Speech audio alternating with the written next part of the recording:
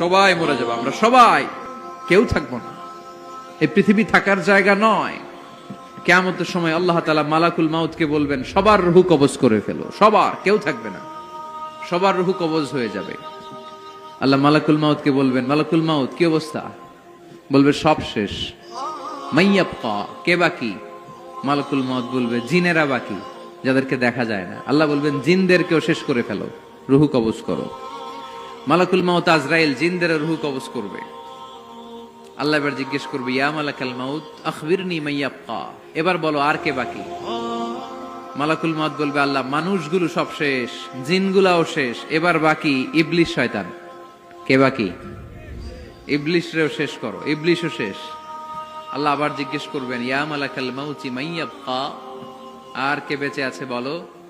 মালাকুল মাউত বলবে, আল্লাহ আপনার কথা অনুযায়ী পৃথিবীর সব মানুষের রূহ কবজ করলাম, সব জিনদের রূহ কবজ করলাম, ইবলিসের রূহ কবজ করলাম, এখন আছে শুধু ফেরেশতারা।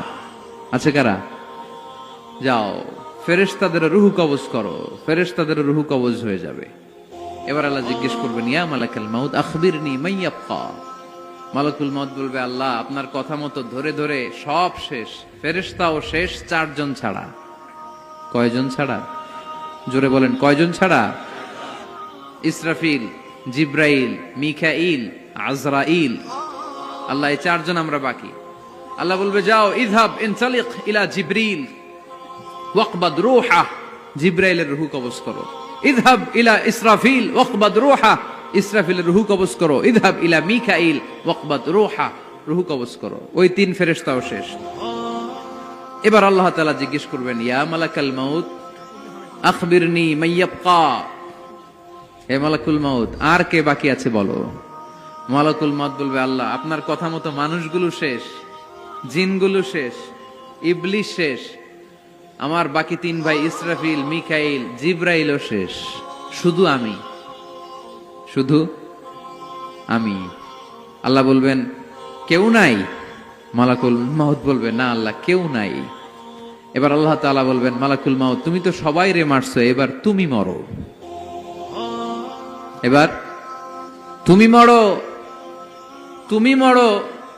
শোনার সাথে সাথে মালাকুল মাউতের কাঁপুনি ছুটে যাবে, খিঁচুনি এসে যাবে ভয়ে।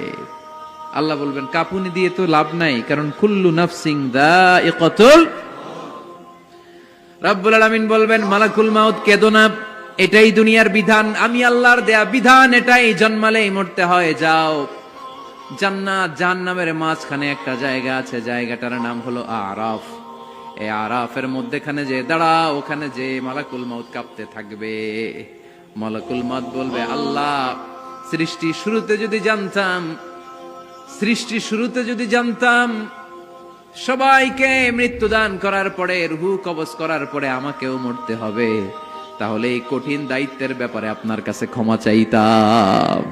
আজকে আমারও যে ভাগ্য বরণ করে নিতে হবে সৃষ্টির শুরুতে, আমি এটা কল্পনাই করতে পারি নাই।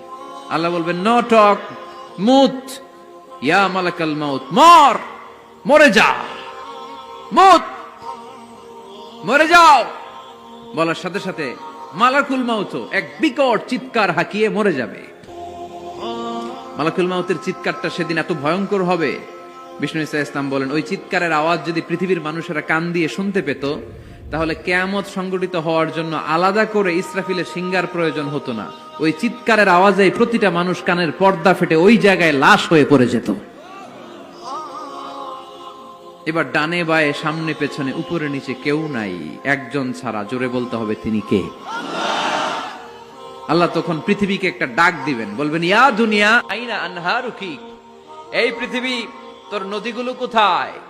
ইয়া দুনিয়া আইনা আশজারুকি, এই পৃথিবী তোর গাছগুলো কোথায়? বটতলা।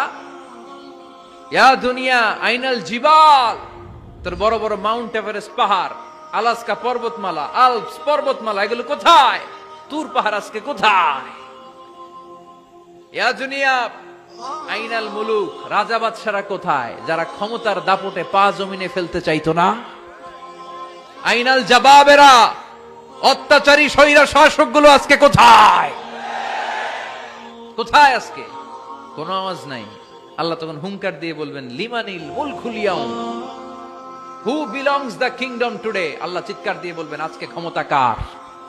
আওয়াজ করে বলেন সেদিন ক্ষমতা কার? আল্লাহ সেদিন প্রশ্ন করে নিজেই নিজের প্রশ্নের উত্তর দিবেন, লিমানিল মুলকুল ইয়াউমা লিল্লাহিল ওয়াহিদিল কাহ্হার। সেদিন ক্ষমতা দুনিয়ার কোনো রাজার নাই, কোনো বাদশার নাই, কোনো স্বৈর শাসকের নাই, কোনো সুলতানের নাই, কারো নাই। সেদিন ক্ষমতা চলবে একজনের, তিনি কে? তার নাম হচ্ছে রহমান। তার নাম কি? আরো জোরে বলেন কি নাম? এজন্য রহমান কারে বলে আজকে চিনতে পারছেন? তার দয়ার শেষ আছে? তার ক্ষমতার কোনো কুল কিনারা আছে? তার ধন ভাণ্ডারে কোনো কমতি আছে?